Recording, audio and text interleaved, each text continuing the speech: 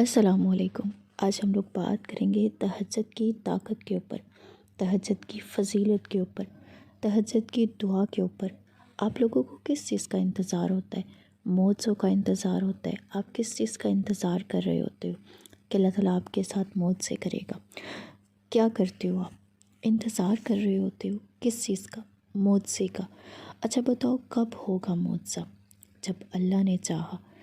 اچھا اتنا یقین ہے اللہ پہ؟ بالکل یقین ہے۔ تو یہ آنکھوں میں آنسو کیسے ہیں؟ یہ بس اللہ کو دکھانے کے لیے ہوتے ہیں کہ اس کا بندہ بہت کمزور ہے، اس کے کن کا محتاج ہے۔ آپ کی روتی ہوئی آنکھیں دیکھ کر اللہ کوئی نہ کوئی راستہ ضرور نکال دیتا ہے۔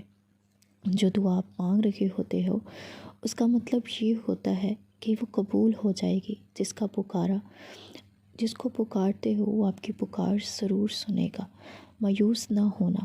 وہ جانتا ہے تمہارے سجدوں میں قرب کی انتہا کی پکار، اور اس کے بعد جانے والی ہر پکار ضرور سنتا ہے۔ وہ اپنے بندے کے آنسوؤں کو ضائع نہیں کرتا۔ جو ناممکن ہو وہ تمہاری طرف کو دیکھتے ہوئے تمہاری دعاؤں کو قبول کرتا ہے۔ تمہارے گرتے آنسو اور بے بسی کو ہی تمہاری دعاؤں کی قبولیت کا ذریعہ بنا دیتا ہے۔ آپ کی دعائیں ہی آپ کی تڑپ ہوتی ہیں۔ تمہاری وہ تڑپ ہی ہوتی ہے جو اس کے غیب کے خزانوں سے فوراً سے تمہارے مسائل کو حل کرتی ہے۔ کبھی کبھی وہ دعا کی قبولیت میں بہت وقت لگا دیتا ہے کہ میرے بندے کو مجھ پہ یقین ہے یا وہ مایوس ہے۔ وہ تو اتنا رحمان ہے کہ جب دعا مانگنے والا اس سے مانگتا ہے تو اسے شرم آتی ہے کہ اس کی جھولی خالی بھیجتے ہوئے۔ وہ جو زخمی دل، آنسو اور بھیگی آنکھیں اس کے در پر لے کر جانے والے، وہ اس کی جھولی کو بھلا کیسے نظر انداز کر سکتا ہے؟ وہ اپنے بندے کی تڑپ اور تکلیف کبھی ضائع نہیں کرتا۔ بارش بھی ہوتی ہے، طوفان بھی آتے ہیں، بجلی بھی چمکتی ہے، آندھیاں بھی آتی ہیں، لیکن آسمان گرتا تو نہیں، کیونکہ اس کو اللہ کی ذات نے تھاما ہوا ہے۔ ایسے ہی ہر انسان کی زندگی میں مشکلات بھی آتی ہیں، تکلیف سے انسان دوچار بھی ہوتا ہے، دل لوگوں کی باتوں سے تنگ بھی ہوتا ہے، لیکن جس دل میں اللہ ہو وہ مضبوط ہوگا۔ وہ مشکلات آنے پر آسمان کی طرف تھما رہتا ہے، وہ ڈگمگاتا نہیں ہے، چھوٹے چھوٹے طوفان پر گرتا تو نہیں ہے، کیونکہ وہ جانتا ہوتا ہے کہ اس کا رب اسے گرنے نہیں دے گا، ان سب مشکلات میں اسے تھام لے گا۔ اس کا اللہ پہ یہ یقین اور بڑھا دیتا ہے۔ اندر چاہے جتنے بھی طوفان ہو، وہ انسان آسمان کی طرف خاموش اور پرسکون ہوتا ہے، کیونکہ آسمان کی طرح اس کے اندر اللہ رہتا ہے۔ اس کے دل میں بس اس کا رب ہوتا ہے جو ہر حال میں اس کو سنبھال لیتا ہے، نہ بات بات پہ شور مچانے دیتا ہے اور نہ ہی زیادہ بوجھ پڑنے دیتا ہے۔ ایسا ہی ہوتا ہے جو انسان اللہ سے جڑ جاتے ہیں، آسمان کی طرح خاموش اور پرسکون اور بہت خوبصورت ہو جاتا ہے۔ اللہ ہمیں اپنی محبت، اپنا ساتھ نصیب کرے جو ہمیں اس کی نظر میں خوبصورت بنا دے۔ ہم نے صبر کرنا چھوڑ دیا ہے، حسرت کرتے ہیں ہر چیز کو وقت سے پہلے ہو جانے کی، لیکن ہم بھول جاتے ہیں کہ اللہ نے جو چیز جس وقت دینی ہوگی، جو اللہ نے سوچا ہے ہمارے لیے اچھا ہوگا، وہی بہترین ہوگا اور وہ ایک مقررہ وقت پر ہوگا۔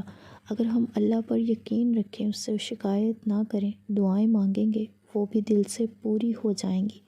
اللہ ہماری تمام دعاؤں کو پورا کر دے گا، اور جس کے لیے صبر کیا ہے اللہ اس نعمت سے محروم نہیں رکھے گا۔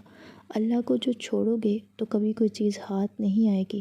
جہاں اتنا صبر کیا ہے وہاں تھوڑا اور صبر کر لو، پھر دیکھنا جو اب تک تمہارے نصیب کا حصہ نہیں تھا وہ بھی تم تک پہنچا دیا جائے گا۔ غم نہ کرو، اللہ تمہارے ساتھ ہے۔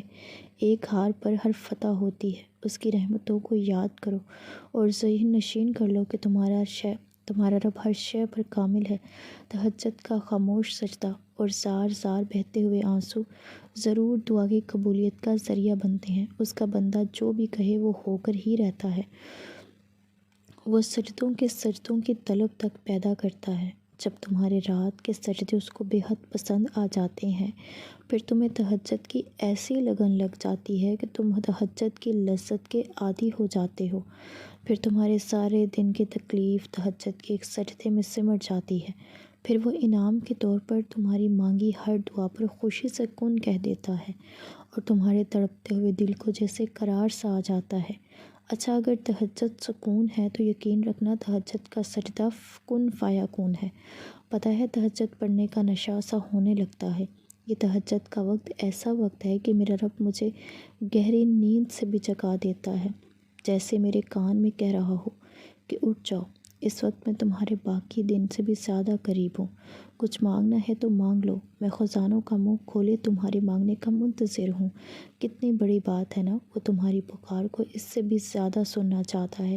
جب وہ اپنے محبوب بندوں کو دیکھ کر مسکراتا ہے، پھر وہ تم سے اتنی محبت کرنے لگ جاتا ہے کہ جس راستے میں اٹھنے کی تاخیر ہو جائے تو وہ فرشتوں کو حکم دے کر آسمان سے بلا لیتا ہے، میرا یہ محبوب بندہ آج نہیں اٹھا، جاؤ اس کو نیند سے جگا کر آؤ۔ پھر تمہیں نیند کی حالت میں اپنے سامنے جگاتا دیکھ کر بہت خوش اور تمہارے دل کو سکون سے بھر دیتا ہے، جو سکون پورے دل میں کبھی نہیں محسوس ہوتا۔ جب ہزاروں غم سہنے کے بعد تہجد پڑھی جاتی ہے، جو بندہ اللہ کی محبت کا یوں محسوس کرتا ہے کہ وہ اللہ کا سب سے پسندیدہ بندہ ہے، جس کو وہ ان گنت لوگوں میں سے چن کر اپنے سامنے کھڑا کرتا ہے اور بہت قریب سے محبت سے دیکھتا ہے۔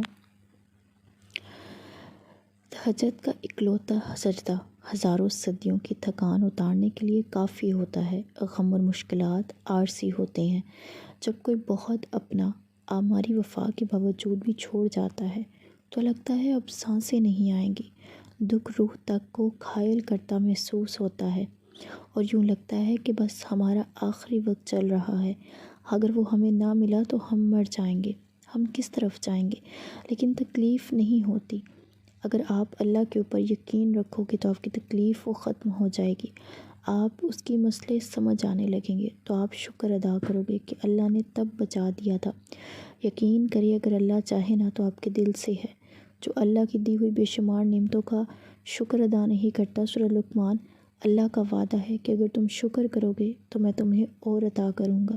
اس لیے اپنی زندگی میں شکر کو ضرور شامل کر لیے، ذکر کو ضرور شامل کریں۔ اللہ تعالیٰ ذکر کرنے والی زبان اور شکر کرنے والے دل کو بہت پسند کرتا ہے۔ اگر آپ زبان سے شکر ادا کریں گے، دل سے اللہ کا ذکر کریں گے تو اللہ آپ کو بہت زیادہ نوازے گا۔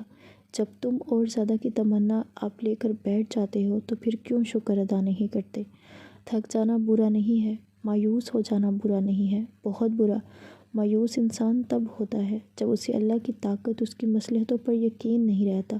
پھر اس سے مایوسی کیسی، جس کے حکم کے بغیر ایک پتا بھی نہیں ہل سکتا، جس کے ایک حکم پر کائنات بنا دی گئی اور ایک ہی حکم پر ختم کر دی جائے گی۔ مایوس تو وہ ہوں جس کے پاس اللہ نہ ہو۔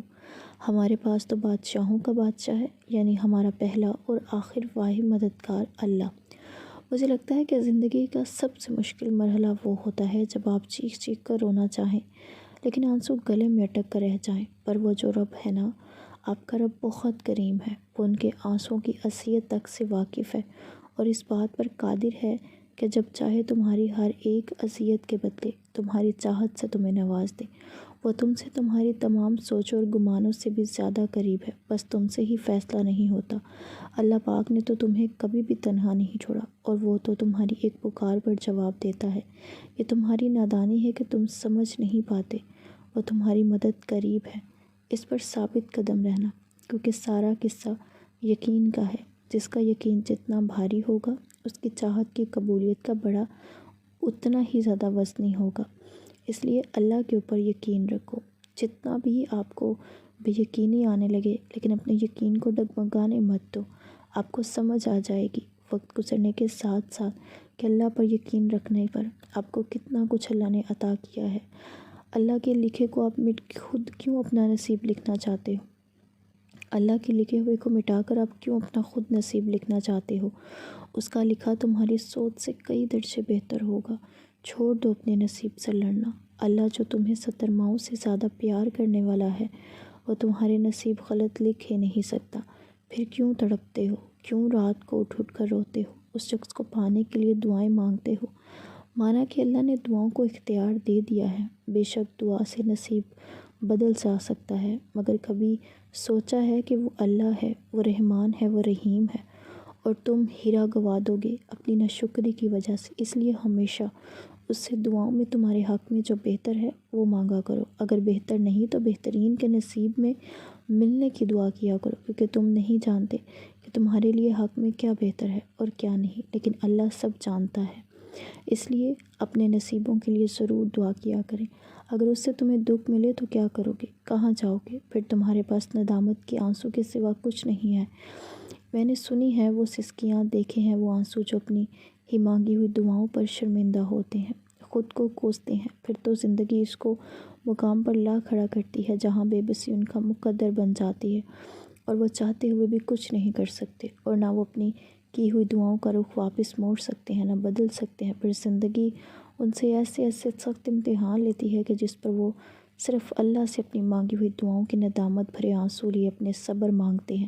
اس لیے ہمیشہ اللہ کے لکھے ہوئے پر راضی ہو جاؤ، وہ بہتر لکھنے والا ہے۔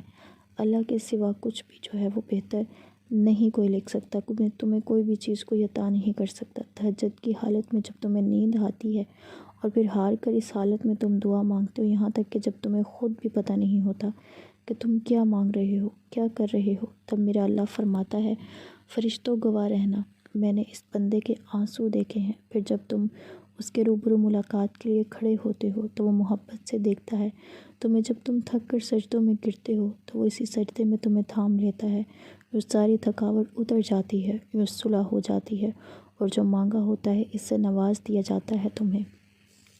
تہجد تو عشق ہے، اور جسے عشق اللہ تک لے جائے اسے کوئی تھکا نہیں سکتا، بس وہ مان جاتا ہے، اور جب وہ مان جاتا ہے نا تو جگ سارا ہار جاتا ہے۔ پھر جس کا حکم وہ دیتا ہے وہ ہر حال میں ہو کر ہی رہتا ہے۔ اس لیے تہجد کی نمازوں میں اور تہجد کی دعاؤں میں بڑی طاقت ہوتی ہے، کیونکہ ہم اپنا بہت زیادہ نرم بستر کو چھوڑ کر اپنے رب کے سامنے جاتے ہیں، اپنے رب کے سامنے جا کر مانگتے ہیں، اس کے آگے گر گراتے ہیں اور دعائیں مانگ رہے ہوتے ہیں کہ اے اللہ ہماری ان دعاؤں کے اوپر کن فرما دے جس کے لیے ہم تڑپ رہے ہیں۔ جو چیز کی ہمیں تمنا ہوتی ہے نا، ہم بڑی شدت سے مانگ رہے ہوتے ہیں، اور ہمارا دل کرتا ہے کہ یہاں سے ہماری جو ہے نا منہ سے بات نکلی ہے اور یہاں سے ہماری بات جو ہے وہ پوری ہو جائے، لیکن کبھی کبھی ایسا ہوتا ہے کہ دعاؤں کی بڑی تاخیر ہو جاتی ہے، دل بڑا ٹوٹ جاتا ہے، دل بڑا بکھر جاتا ہے، انسان تڑپ جاتا ہے، ناشکری کی طرف خود بخود راغب ہونا شروع ہو جاتا ہے۔ کیا کرے انسان ہے نا، اس چیزوں کو نہیں دیکھتا جس چیزوں کو اللہ نے عطا کی ہے، وہ نعمتوں کو نہیں دیکھتا، وہ ان چیزوں کو دیکھتا ہے جو اس کے پاس میسر نہیں ہوتی۔ تو اس لیے بس اللہ کا ہمیشہ شکر ادا کیا کریں۔ تڑپ بہت زیادہ ہوتی ہے، انسان جب بے بس ہو جاتا ہے تو پھر اس کو سمجھ نہیں آتا کہ وہ کیا کرے، لیکن ہمیشہ خود پر قابو پانے کی کوشش کیا کریں۔ ایک نئی میسیج کے ساتھ، ایک نئی ویڈیو کے ساتھ ملتی ہوں دوبارہ، تب تک کے لیے اپنا خیال رکھیے گا۔ ویڈیو پسند آئے تو ضرور بتا کر جائیے گا۔ اللہ حافظ۔